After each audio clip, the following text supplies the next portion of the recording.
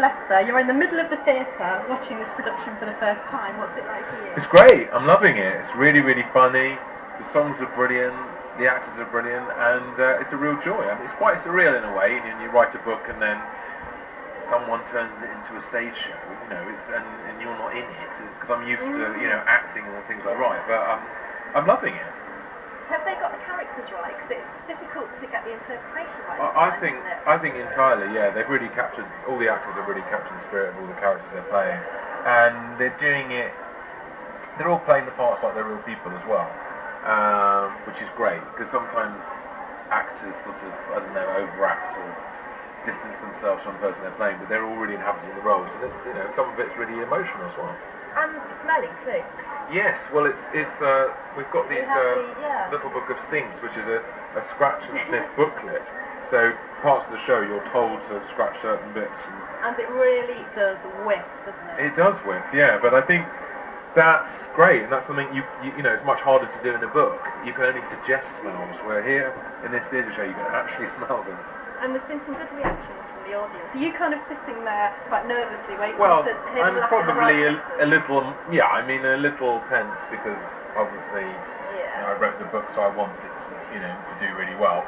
But it's great because before I saw it in a rehearsal room, it's very different when you see an audience of children and you realise, this is who this is for, and hearing them all laughing and going, all the horrible smells. So.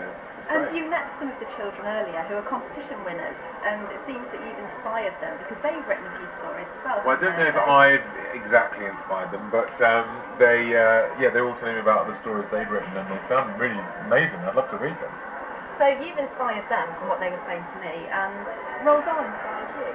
Well, I loved his books as a child, and you can see here these are Quentin Blake, who illustrated Roald Dahl's books, illustrated the actual book of Mr. Stink and the program, and you see all these pictures here.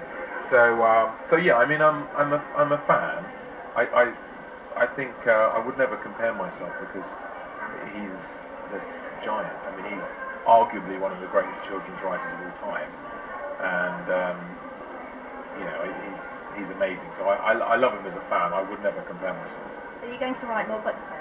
Yes, I am going to write more books, and I'm writing a book right now called Gangster Granny, which is about a boy who discovers his granny's an international jewel thief. So maybe one day. Lots of children can relate. Well, it's about old people, and it's about not thinking of the boring old granny, not judging people like that. Your book seems to be about not judging people. I suppose so. Not judging a book by its cover. maybe I feel terribly judged by people. Maybe that's the subtext. No, I don't know. Yes, it's about. Well, Mr. Stink's really about, not thinking a homeless person is just, someone you walk by on the street. It's a real person with a story to tell, and it's about this little girl who finds out his amazing story. When I met the actors in the rehearsal room, and they said, "How long have you been on this 2 months?"